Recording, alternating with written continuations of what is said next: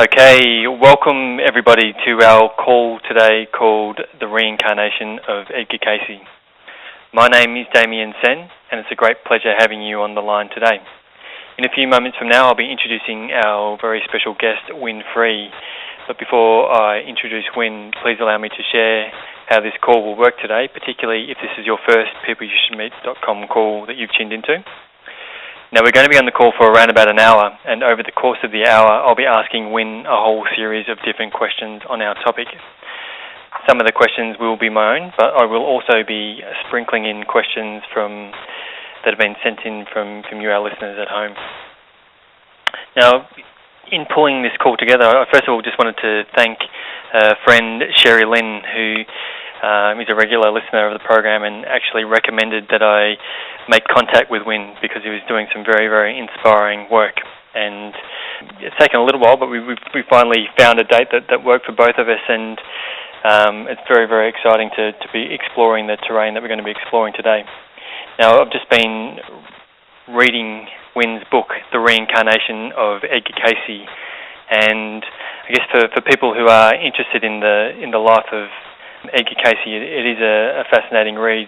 Also shares some great insights into David Wilcock as well. But I guess the tapestry that's woven in the book really also draws to our attention the powerful and important time that we're in, this juncture point in human history. And on the call, we're going to definitely go deep into the importance of this time and how we're all being called to step into our greatest possibilities in this unfolding of our own humanity. Now, Wynn is a songwriter and poet, as well as an author of the book I just mentioned, The Reincarnation of Edgar Cayce, and he's calling in from Sedona, and it's a great pleasure to have him on the call today. How you doing there, Wynn?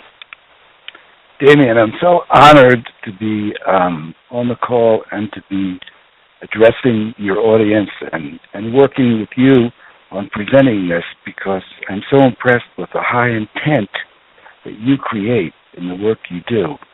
And pleasure to be here. It's great to have you on the program, Wynn.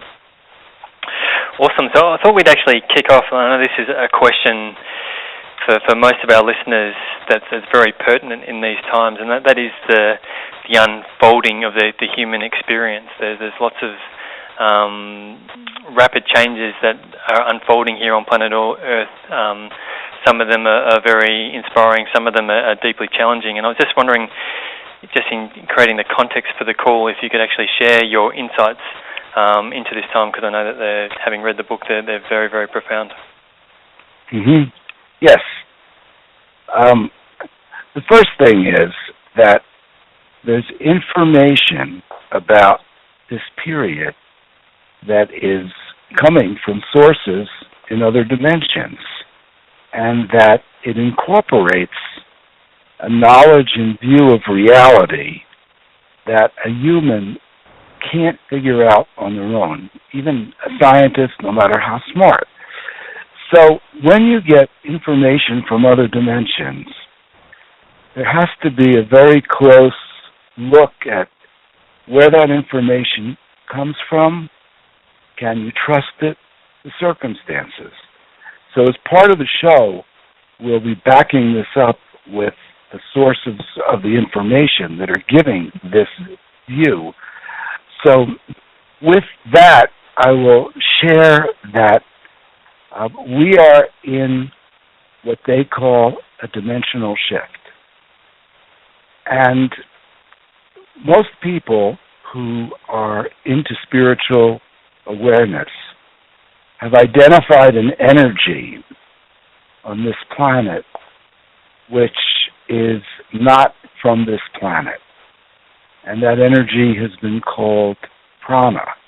It's been called spirit. It's been called Holy Spirit. And some people just call it vibes. And this energy is actually real, and it's something that is generated at the center, as I understand this, from the center of the universe, travels from the center of the universe. It is actually the precursor energy to to the entire physical realm and ourselves in different forms. And the energy strikes us on this planet, and those who are more sensitive can feel it. And the unique property of this energy is that it does not hold the same amplitude over periods of time. It goes through peaks and valleys based on the configurations of all the physical objects in between the center of the universe and us, meaning the galaxies, the planets, and the Earth. So we are in a period right now where that energy is at a maximum amplitude of a 75,000-year period. So there's things that are occurring now that have never occurred in the history of mankind. And when I first started studying Wilcock and studying his channelings and also his own scientific work, there's a whole chapter in my book that talks about I say my book. I'm the principal author, but David is my co-author, and he shared all his channelings. He wrote 2 chapters, but it was my idea to write the book. So when I say my book, I'm including David in it. There's all these events happening in our solar system that have never happened before. Planets getting brighter, magnetic poles shifting. And when I wrote the book, when I started studying for the material on the book in the year 2000, it was not so obvious the changes that are happening on our planet. But this peak of energy is causing more natural disasters, changes in weather, changes in moods, changes in many things that by now most of us are aware of.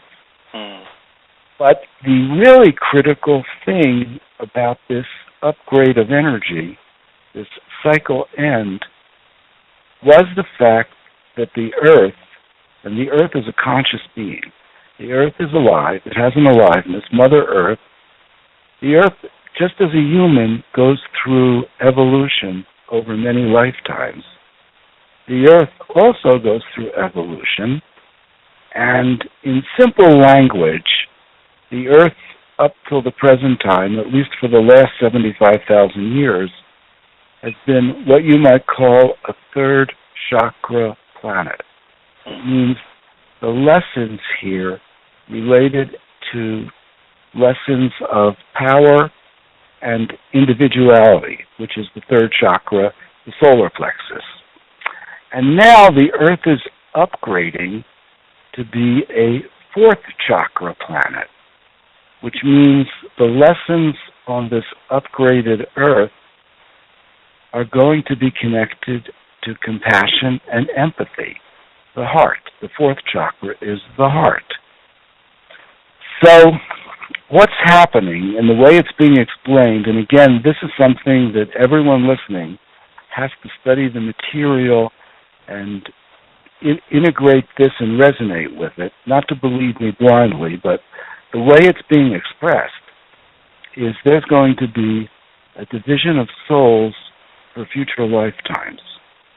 And that there, in order for an entity that's on this planet right now to move into this higher octave fourth chakra Earth, their own heart chakra has to be open slightly more than half, or else their energy field won't fit into the energy field of the Earth.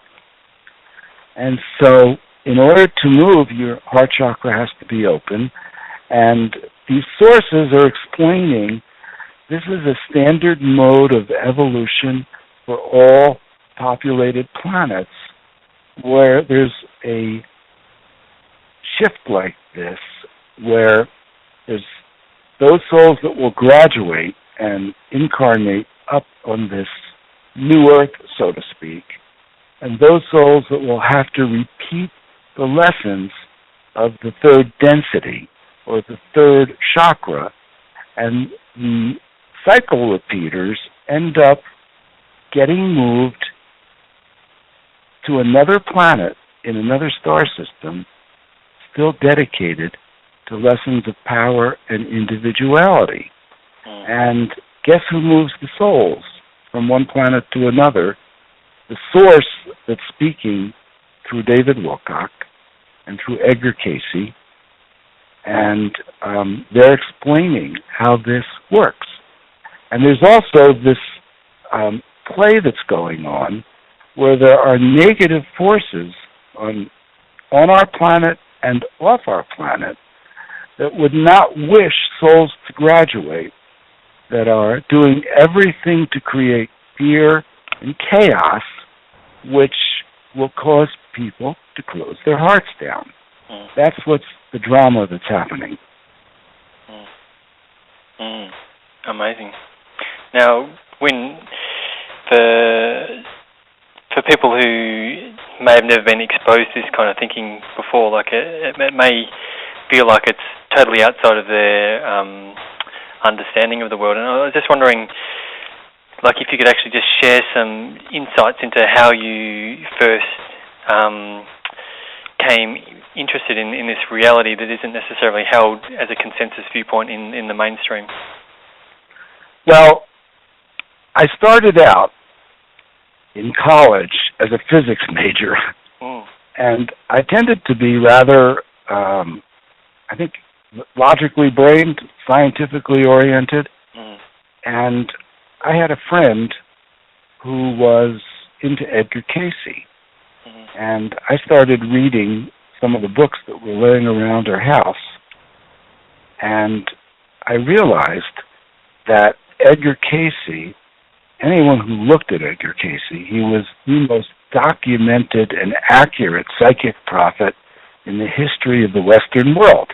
He demonstrated the ability to diagnose someone's illness and their body's health with medical precision, and he just needed to know the name of the person and the city they were in. He was able to recommend alternative cures that no one had ever discovered before. And he was able to tell people how what they did in a previous life related to what they were going through in this life. Now, that was harder to document and prove, but the other stuff was so laser accurate that it made me think that all of it might be true. So I became very interested in metaphysical things, and I read many things. I read many spiritual people, Yogananda, Krishnamurti, Baba Ramdas, Richard Alpert, etc., etc. And I was in this exploratory phase of, well, how does things really work? How did Edgar Cayce do that? I mean, Edgar Cayce went into a trance, and he didn't know how he did it. He had a voice speaking through him, and it was a mystery. And then sometime in the year 2000, I discovered David Wilcock's website. And his website was very, very unprofessional at the time, almost embarrassingly so. And he had channelings up, and nothing was edited. There were no capital letters. There were paragraphs running into one to the other. And I started reading his story and his channelings. And the channelings really struck me with their wisdom. And his story, he didn't say he was the reincarnation of Edgar Cayce. He said he had a resonance with Edgar Cayce. But I had, up this time, probably read 20 or 30 books about Edgar Cayce. I read the story that convinced him that he was Edgar Cayce, or had a resonance, and I said, if this guy is telling the truth, he has to be the reincarnation of Edgar Cayce. At the time, I was writing for a metaphysical magazine, and I convinced my editor, my skeptical editor, to let me interview David. And she looked at his website and said, Wynn, this guy's a wacko. I said, Susan, he may be a wacko, but I think he's Edgar Cayce. So she said I could interview him, but that she wouldn't run the interview until she read it. And I sent her the interview. She emailed me back and said, "Oh my God, you're right. He is Edgar Cayce. He has to be Edgar Cayce." And then she said, "I think you're the person that's supposed to write the book about it." And I never wrote a book. I have like 4 planets in Gemini. I got a short attention span. I'm good at songs and poems, and I got to write 1,200-word articles. But I kept reading David's channelings, and I said, "Oh my God, this is going to be the most important thing I could have ever do in my life."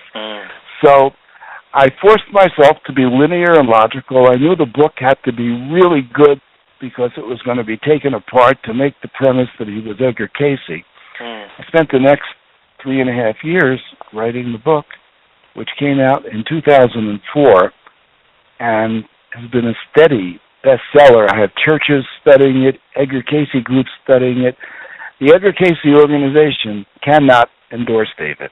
They can't, even if they wanted to, because he's too radical. But most people that read the book believe the case is made. And if the case is made, and if David was channeling the same source that came through Cayce, and if that's a trustworthy source, there may be a source of guidance right now for this that people can have a predisposition, at least to be open to, and then if they resonate, to trust.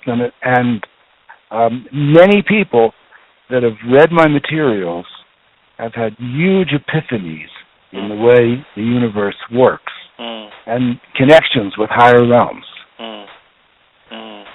Amazing. And there's so many interesting things that I want to dig deeper in, and certainly I want to explore the source of guidance. But before we go into that, one thing that you just mentioned there, Wynn, that really struck a chord was actually coming to the conclusion that writing this book was actually the most important thing that you could do in your life at that particular juncture point.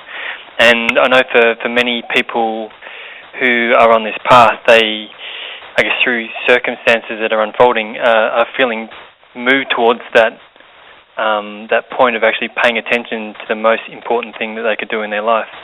And I was just wondering if you could actually just open that aspect of this time and why it is important that people are being called forward to really come and be who they've led to be.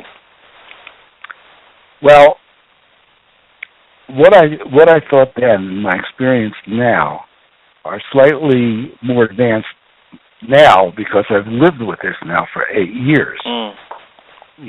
11 years, actually. 11 years.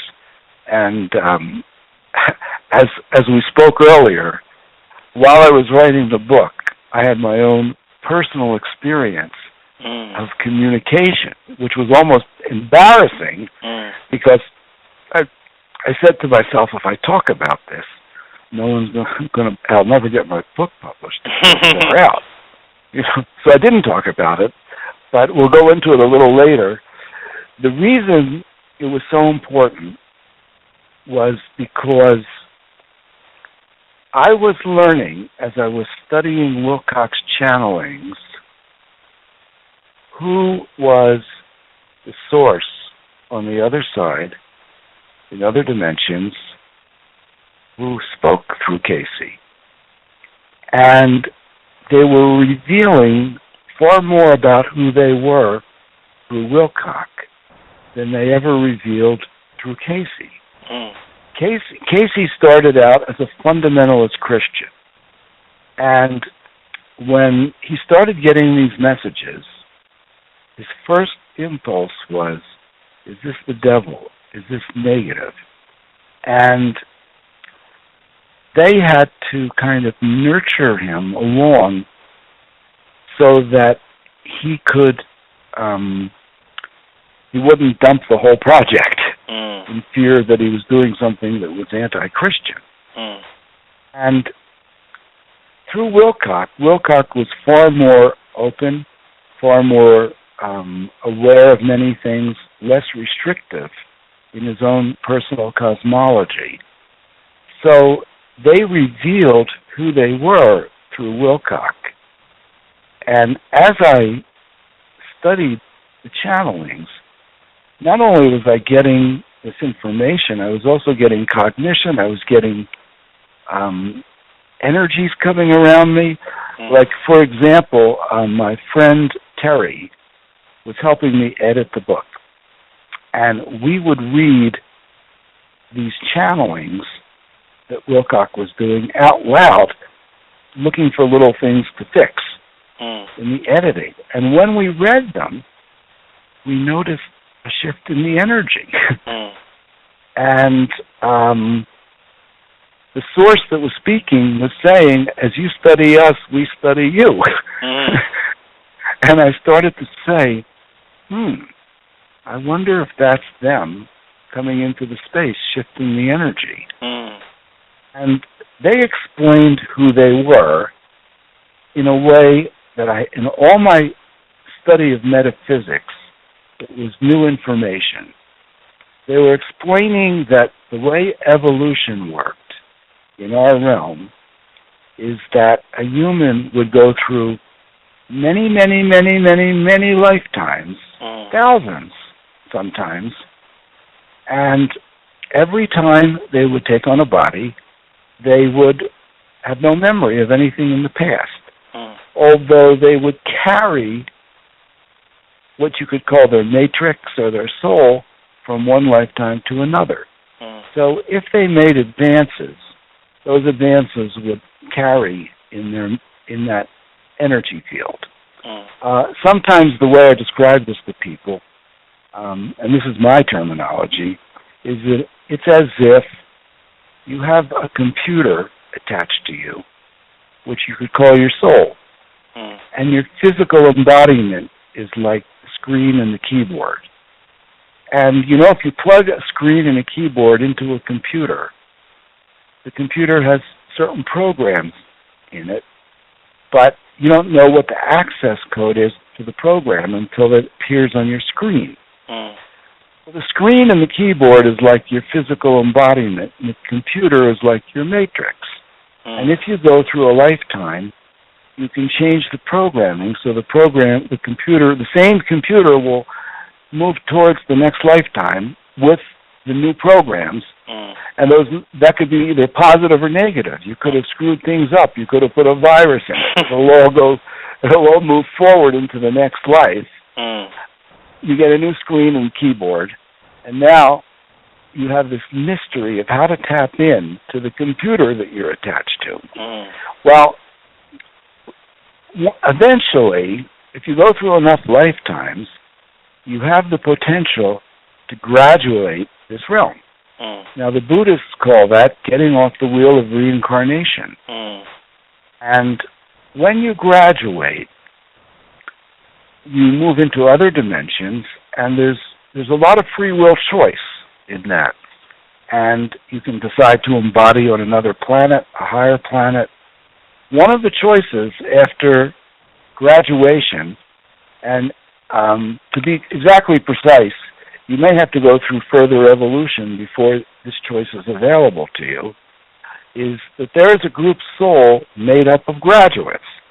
And the group soul is pure energy with millions or billions of graduates of this realm, not only from our planet, but from other planets as well. This group soul acts as a helper and guide for planets at lower levels of evolution, with planetary populations still going through cycles of reincarnation. And throughout the history of mankind, this group's soul has been... Now remember, don't believe this. You have to really study this. I'm going to tell you what I've learned, and you have to make your own conclusions by studying the material. This group's soul has been one of the principal positive sources that has been talking to people, that has been the cause of spiritual movements, that has been the communication link that started various people that started religions, that they had communication with this group's soul, and they had the understanding of how to make a contribution here. Now, one of the things I learned was that in terms of evolution of a human being, that we wonder, what does it mean? How do you evolve? What does it mean to believe in God? Does that get you out of this realm? The key element to evolution is tied in with DNA evolution. And DNA has 12 strands to it. And as I've learned, the first 7 strands approximately relate to the first 7 chakras. Most humans have strands 2 and 3 open, which is the first 3 chakras, and the goal is to get the 4th chakra open, to get into the next higher dimension. The way the way a DNA strand opens is by being in the field of energy of another being or a group that manifests the energy of that particular strand. So, for example, historically, people would be around a guru, and if the guy was a good, sincere guru, he would be manifesting the heart energy, and the people around him would pick that up, and that would evolve their 4th strand of DNA, which would allow them to then hold the energy of an open heart without needing to be around someone else. Some people can open this up just in a romantic relationship and exchange loving energies with their partner.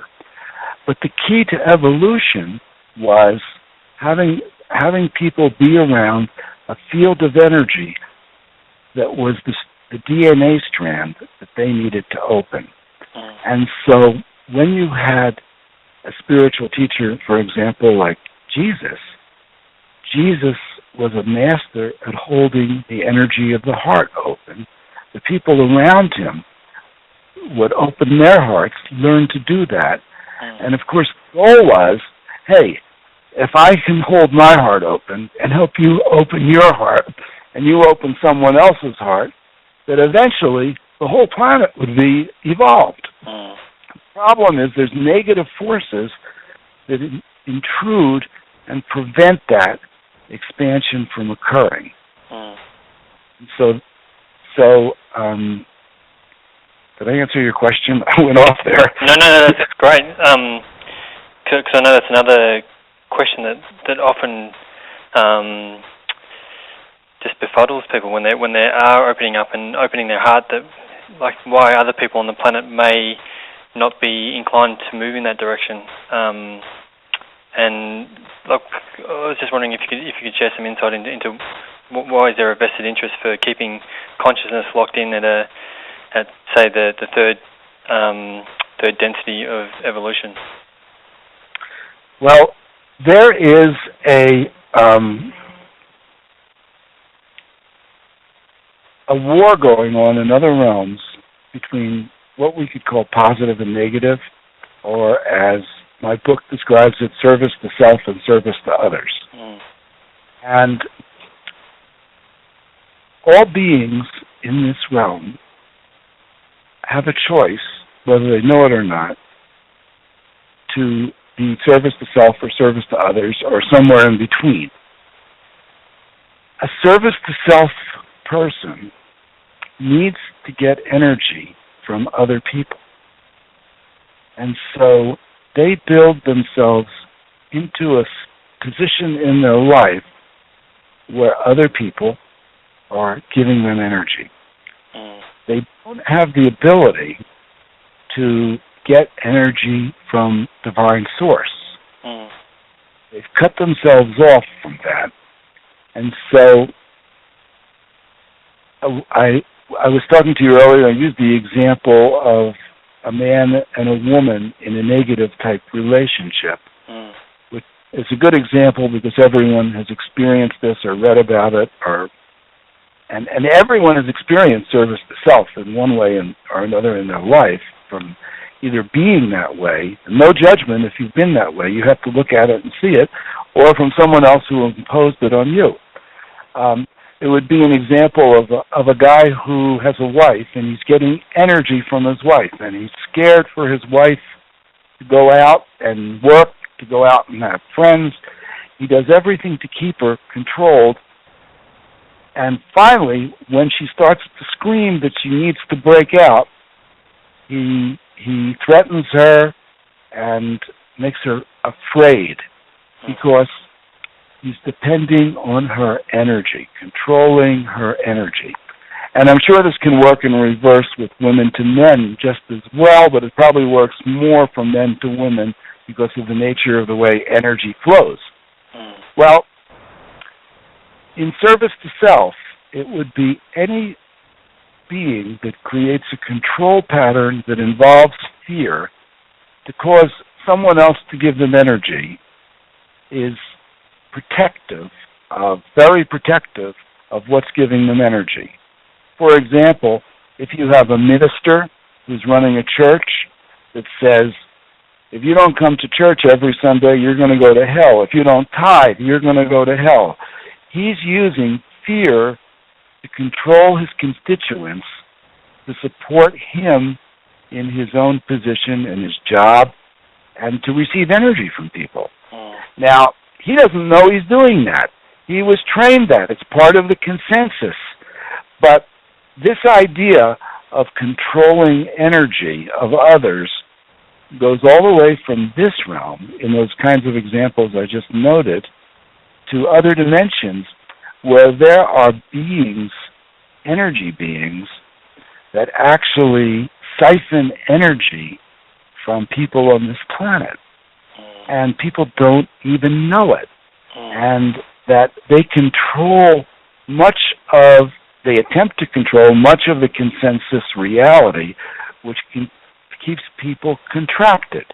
And that's why someone can have a huge enlightenment experience, aha experience, and tries to tell someone else, and it's almost like that other person is hypnotized to not hear, to receive, because if they are hypnotized by some negative thing over them, and they may not even see it or know it. It may just be a thought form, an implant, something they saw on TV. Like, for example, there's certain buzzwords that are in the consensus reality, like it's a cult.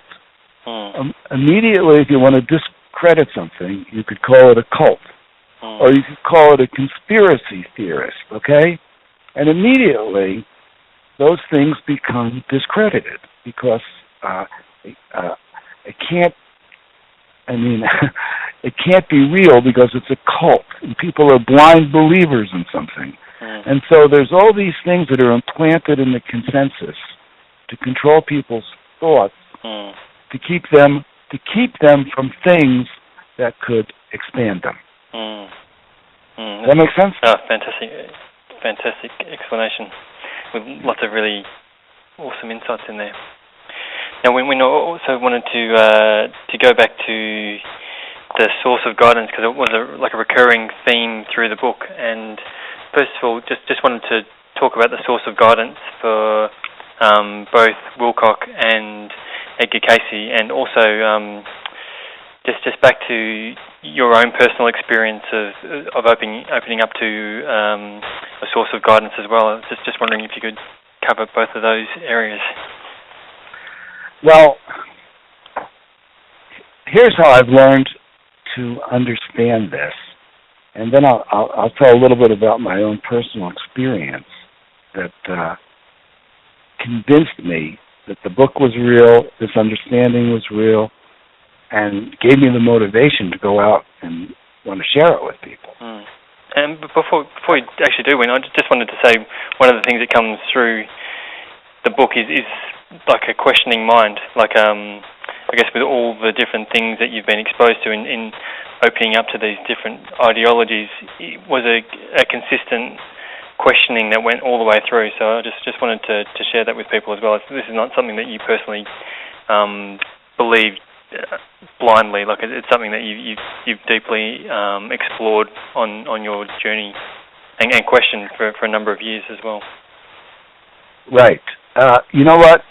When you have a source coming in from some other dimension talking to you, the question is, how do you know that source is who they say they are? How do you test that? How do you trust it? What's the benefit of that kind of communication? One of the things that was, I guess, one of my stumbling blocks was the fear that there would be some source from another dimension that might be accurate on a few things, and that I would give up my own personal power to that source. Tell me what to do. What should I do? And,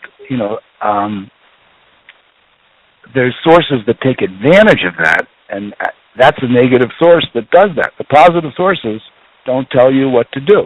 They tell you how to figure out what to do, how to operate and become free in yourself. And then you have to actually work it and do it and say, hey, that was good advice, okay? But the way that I've learned God to be, to look at the idea of God, is that the universe is one being, one energy. And that energy is subdivided to the point that you and I are part of that energy. But in this particular realm, we have a hard time experiencing that directly. We separate it. You have your body, I have my body, you have your wife, I have my friends, you have your bank account, I have mine. There's all this stuff of separation here. How do you connect with the fact that you're part of all that is? Well, one analogy that I came up with to try to explain this to people was that it was like your body, your physical body, has billions of cells in it. And your physical body is not so different from the way the universe works, which has billions of souls or quadrillions of souls.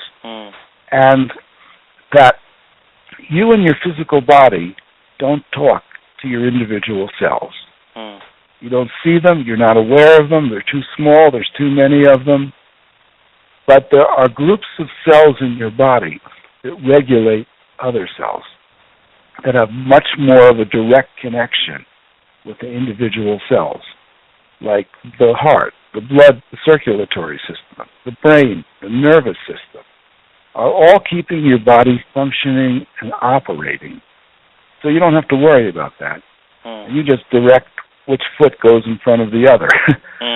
Well, the universe is all one energy, and there are groups of souls that regulate or help the more remote souls like us to try to find the source and give us nourishment. And there are, what I've learned is there's two major group souls that do that, and that it was one of those group souls that was speaking through Edgar Casey and David Wilcock. And the other group soul made an attempt to connect with me while I was writing the book. And my life went into a state of science fiction. I mean, it was like I would wake up every day for a long time and say, this can't be happening. Must be making a mistake. And I kept looking for the mistake. I kept looking, I'll share the story. Let me see how we got. We only got 20 minutes left. I want to be sure and tell the story connecting David Wilcock and Edgar Casey. But let me go for a moment and share with you and with everyone what happened to me while I was writing the book. And if you recall, I mentioned that I was writing articles for this magazine, and I was living in Los Angeles, and I went to something called the Prophets Conference in Monterey to interview people. And when I walked in the room, there was this beautiful woman staring at me. And I looked at her and I said, Did you know me from somewhere? And she said, you remind me of a writer that I had a connection with. And I said, we should meet for coffee. And I was busy writing my book, of course. And so, without telling all the details of the story, 30 days later, we were living together. And I was driving from Los Angeles to Portland, Oregon, and it was pouring rain, and I did a prayer of protection.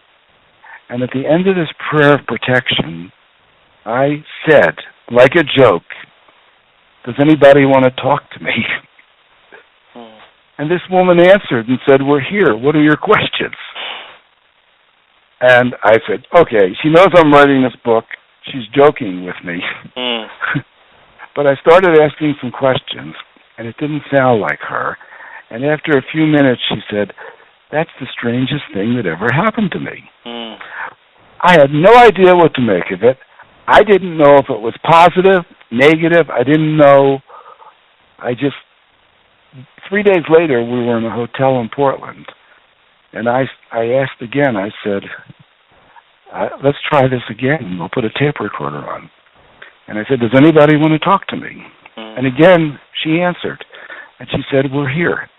And I said, how come my friend can do this? And they said, your friend is from another dimension.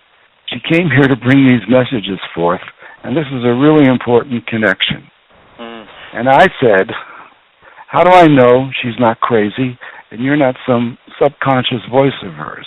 Can you guys predict a newspaper headline? And they said, no problem. Watch for this headline in 2 weeks. 2 weeks later, there was the headline. And so I said, okay, I don't know if this is positive, but I know it's not her. And so for the next 6 months, she would just nudge me and say, those guys want to talk to you again. I mean, this is my science fiction movie, okay?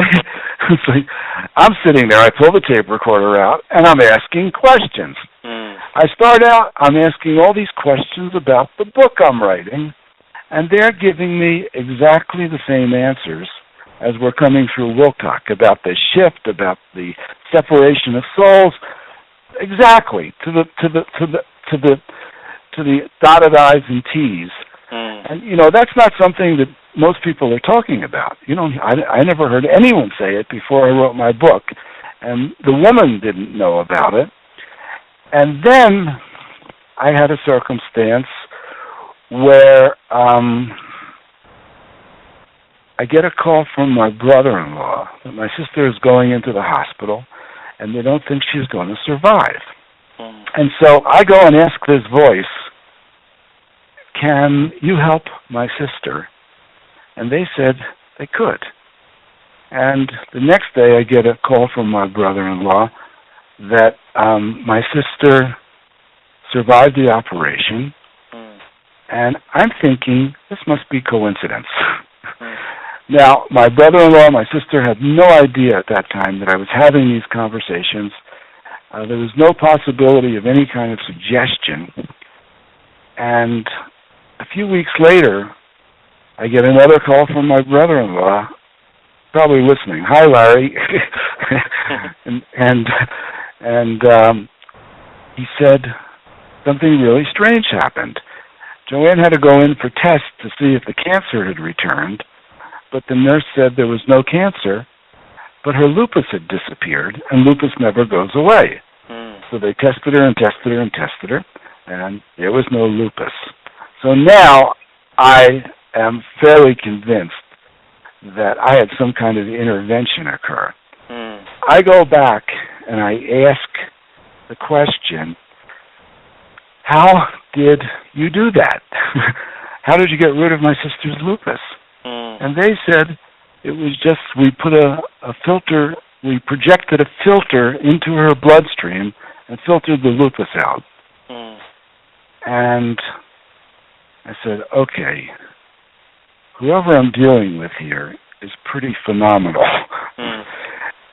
You know, in my case, in my experience at the time is, I don't know who's talking to me. I'm having trouble making ends meet. I'm dragging my friend around, and we're doing trade shows, trying to make money. In the middle of it all, she keeps saying, those guys want to talk to you. I'm pulling a tape recorder out, taping it, going back to work, writing my book. And the woman who was the source of these messages was kind of scared of it, freaking out over it. And she kept saying, I think I'm making it up. I said, no, you can't be making this up. Well, after 6 months, she left me, and I knew she was going to leave. A few weeks went by, and I was suffering. I had a broken heart, and I called up a friend of mine who I've known for years, who excuse me for talking about my personal relationships, but usually in any other time in my life I would keep so private it's nobody's business. But because this story is so astounding that I want people to sit in my shoes and understand what I was going through. And these people are all alive now, and they all know this is real. This is not happening in a back room somewhere where I'm coming up with messages and delivering them to the world. I spent the night with my friend 3 weeks later, and in the middle of the night she woke me up, and a voice came through her and said it was the same voice, and that what I was doing was really important, and I could reach them through Terry. And I didn't believe it. I thought she was jealous. I thought she was making it up. But then they just said, ask us questions, and after 2 months, I was certain that it was the same voice.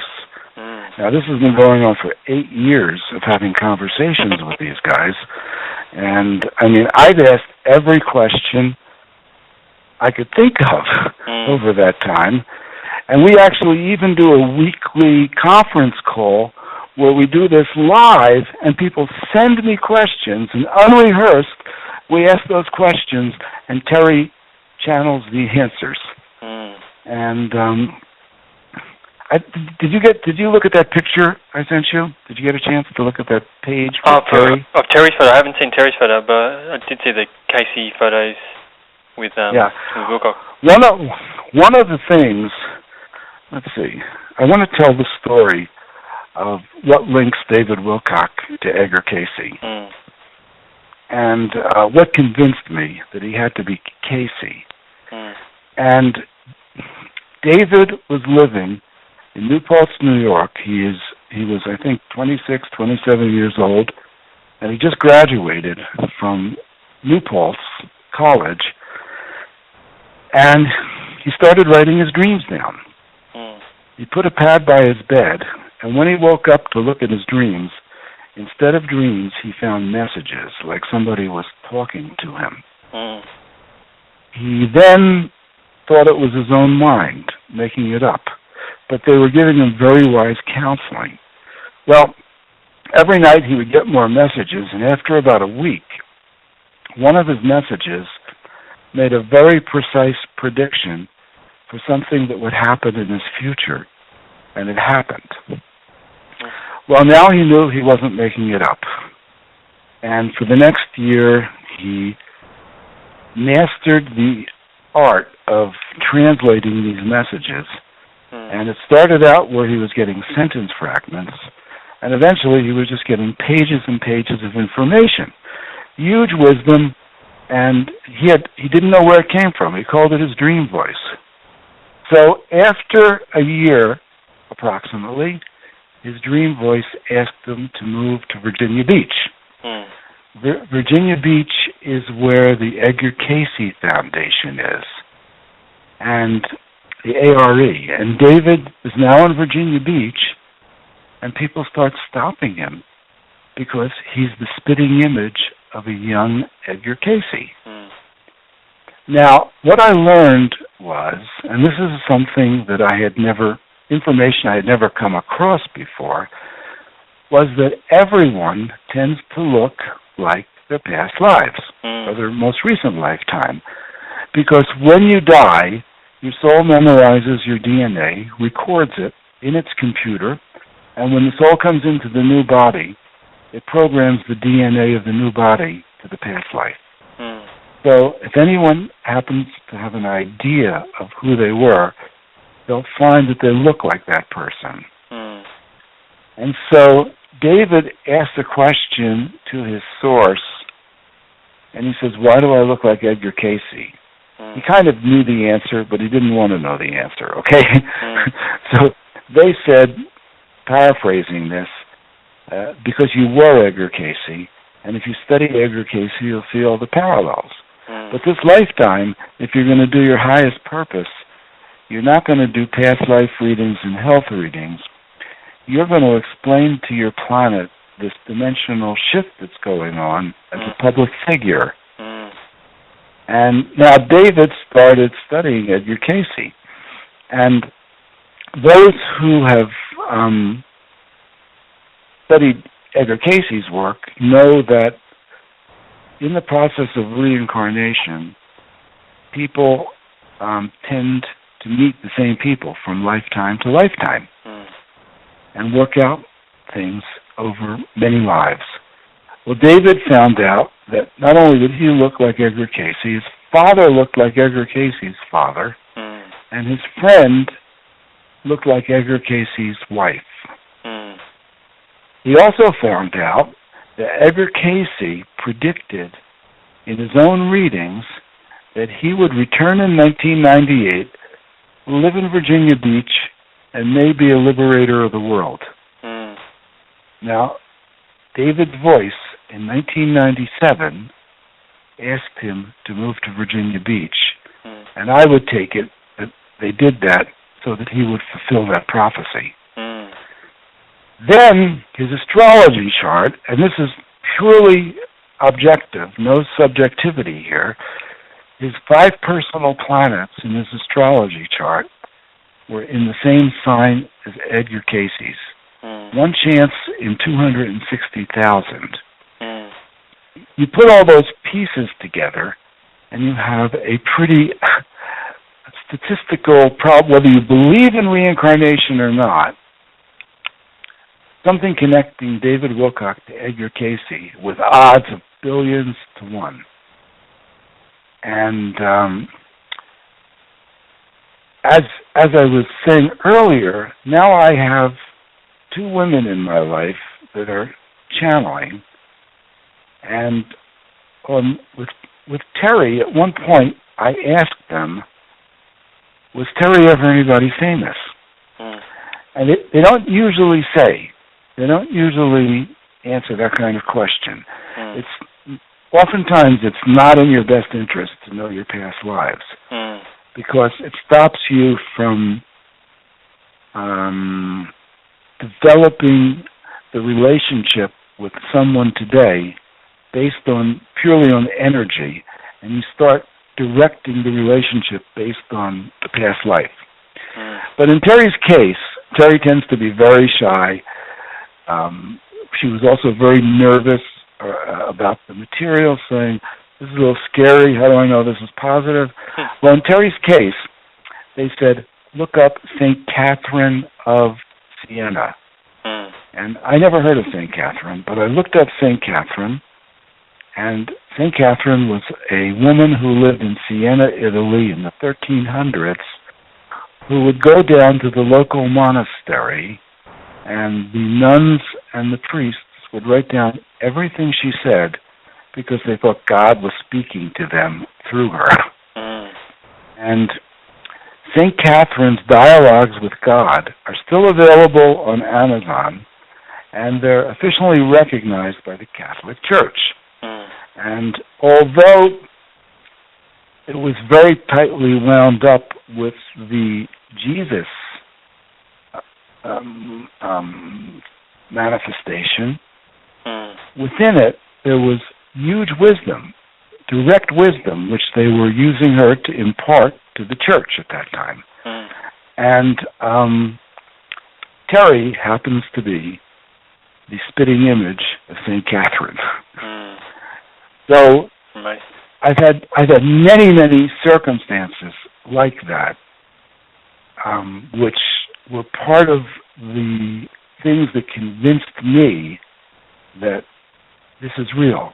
I'm really talking to who they say they are, and that this is the right explanation. If you notice that, as we started out the show, we talked about the dimensional shift. We talked about a separation of souls. We talked about an upgraded earth that's going to be based in compassion and empathy. You'll see it very much corresponds to some of the prophecies of Jesus, but in a more esoteric sense, where Jesus said, one will be taken, one will be left behind, the meek will inherit the earth.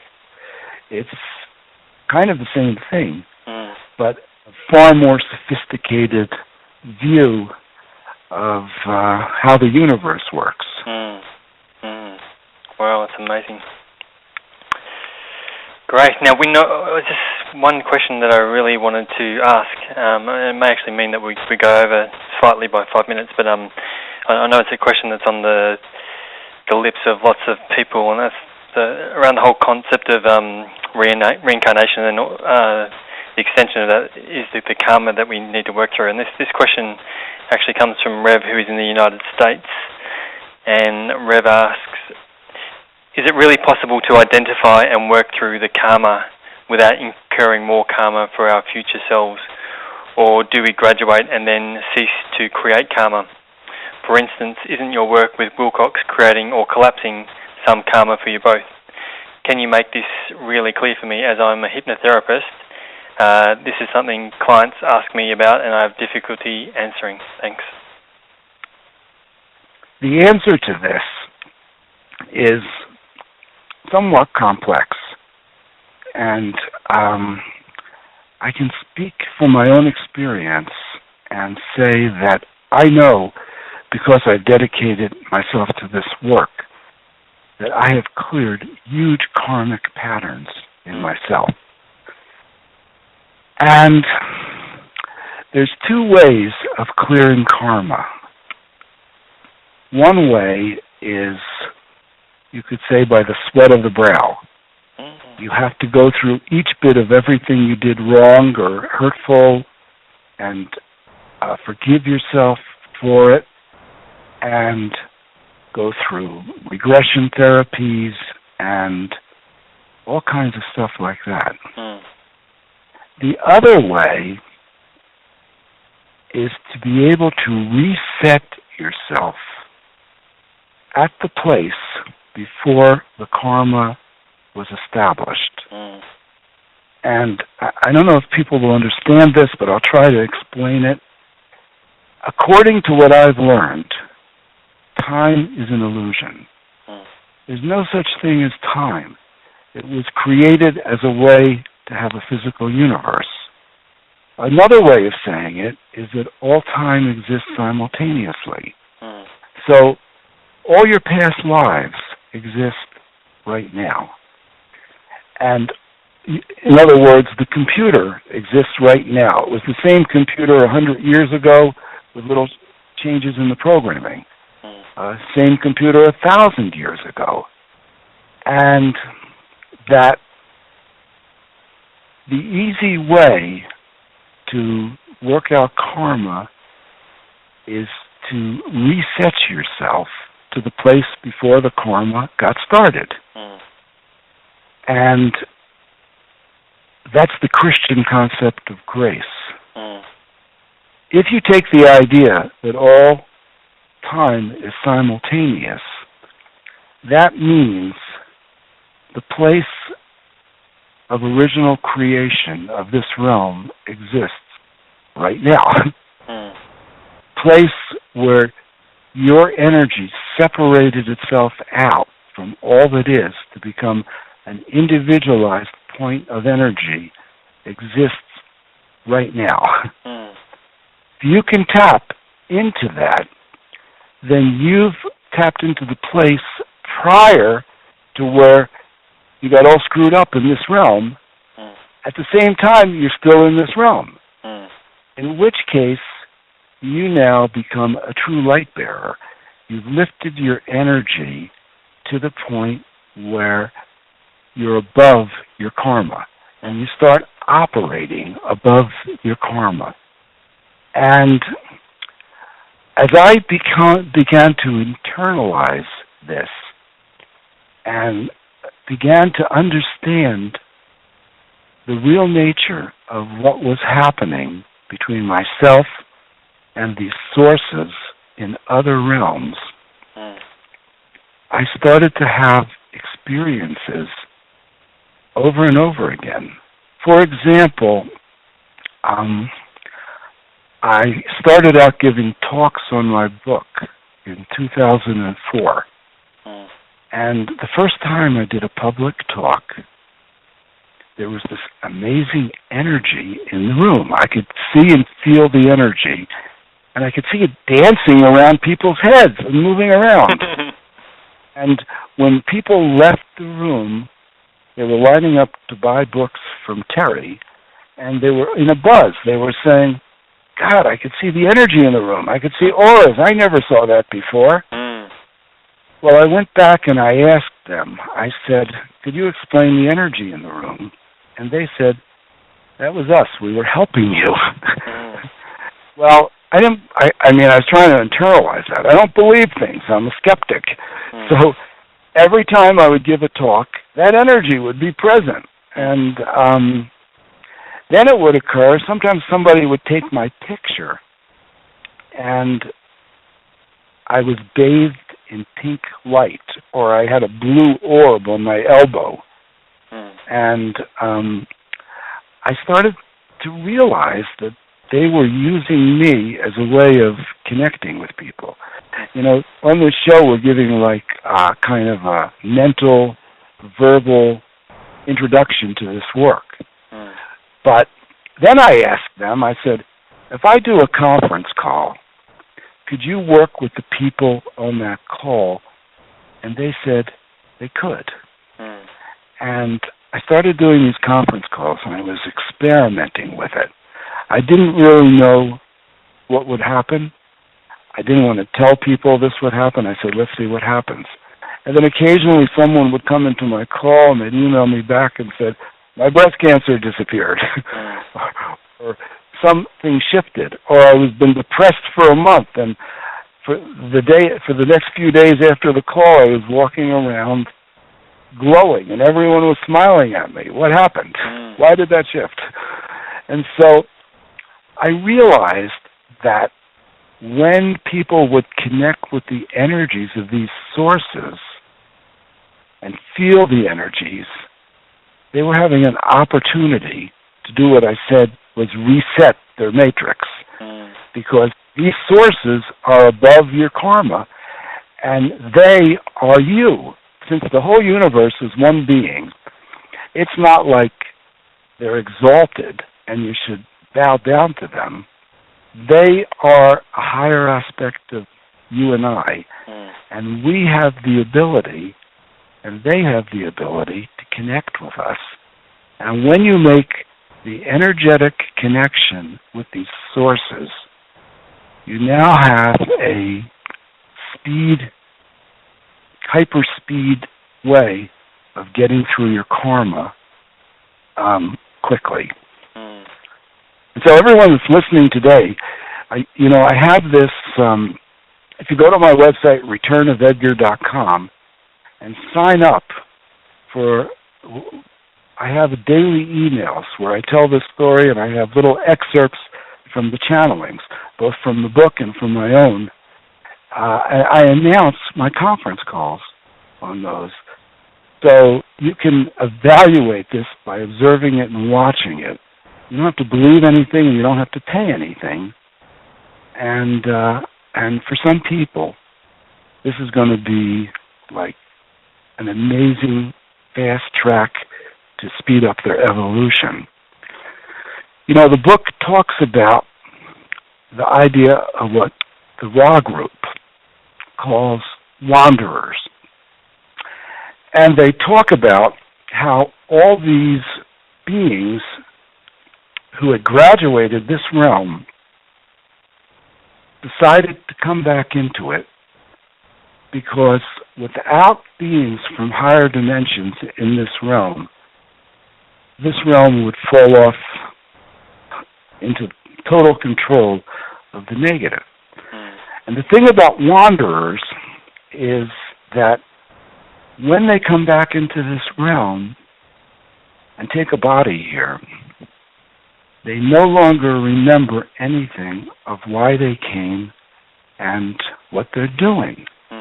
And the majority of them get caught back up into the lower aspects of this dimension. And I know you identified, we talked about this, you identified with being a wanderer. Yeah. I identified with being a wanderer. I think lots of people who listen to the program would definitely feel this. It's like it wakes up the cellular memory of having made that decision. And, I mean, some of the aspects of wanderers is they don't fit in. They get bored easily by the things that other people are interested in. They get bored by regular jobs. They bored with the idea of being immensely successful in this realm. They have this idea that they're supposed to be of service, and they don't know how to do it. Some of them end up being ambulance drivers or receptionists, concierges at hotels, and suddenly you've met those people and they just glow because even though they don't know they're wanderers, they have found their place to be of service. Artists, musicians, many of those people are from other dimensions. And their music is a way of lifting the vibration here. So, many people, this fits in a great piece of a mystery that just even starting to contemplate that that's true for yourself starts you in thinking of new kinds of possibilities. Absolutely. Well, when we've covered such an incredible array, I know in the pre-call we had so many more things that we wanted to squeeze in, and really, it feels like we're really just scraping the surface on so many of these fascinating areas. And one of the things that we thought may be a real service to people was actually exploring some of this material in a broader context, in a online masterclass and teleclass. So we're actually going to co-create a call on the 13th of November, and the 13th of November it will actually kick off at 10 a.m. Pacific Standard Time in the US, and we'll actually broadcast the specific times in other geographical locations as well, because there is so many more things that we wanted to share with you. So please do keep an eye out for that. We'll be sending correspondence on how you can participate in that call. By the way, if we do that, when we do that, there's a really good chance that Terry, who's the lady that was channeling, will show up, and people will have a chance to ask some of their questions. Great. To our sources on those calls, and I will guarantee there will be an amazing energy present there, and that many people who participate will end up being different at the end of that call. This is not your normal New Age weekend workshop. Amazing. Now for just for people once again, what was your website, Wynn, for people to? The website I'm referring to people to is thereturnofedgar.com, with no dashes or anything, just one word, Return of Edgar. And on that site, you'll see different options to do things, to follow up. One of them is to join my message a day, which I highly recommend. It's totally free, and you'll be reading the actual excerpts of transcripts from these sources hearing who they are, hearing how they describe themselves, and expansion on many of the things we spoke about. You'll also be invited to my conference calls where we have discussions with them. There's also the opportunity to click through and go to Amazon and purchase The Reincarnation of Edgar Cayce for $12.97. And there's another option to get what I call a primer package, where I wrote another book. There's probably like 4 books and 4 or 5 or 6 audio tapes for a price for all of them. One book is called The Creator Gods of This Realm Want to Talk to You. And we didn't mention that, but the source that was talking to me identified itself as the Council of Elohim. And I asked them, I said many of the questions, like, how does prayer work? What happens when we die? How do you work with us? And, half the book is their answers to those questions, which the thing about these group souls is when you read their words, it tends to trigger you into their space. The group that spoke through Edgar Cayce, or through David Wilcock, said, as you study us, we study you. But they don't violate your free will. So if you don't want anyone studying you can read it and just say, get back, guys. The thing about it is, as they make connects, they don't judge you. They don't find fault with you. And as you make energetic connection with them, you then have this opportunity of resetting your matrix to the point prior to all your past life karma stuff. So it's a very valuable thing. And I'm really looking forward to doing that workshop with you or teleseminar or whatever we call it. And I hope that many of you listening will be participating with us on that. It will be a really special event, and I am really honored to work with Damien because part of him is really angelic, and he creates such a safe, this is really controversial stuff, and he creates a safe, protected space to do this, and I acknowledge that. Thank you for letting me come on your show and be totally candid about all this material.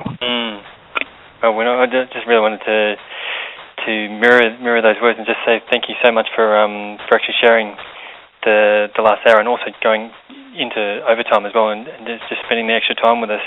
I know just through speaking with you earlier today and our conversation over the last hour and also reading the book, like you've actually managed to join lots of dots in my own explorations.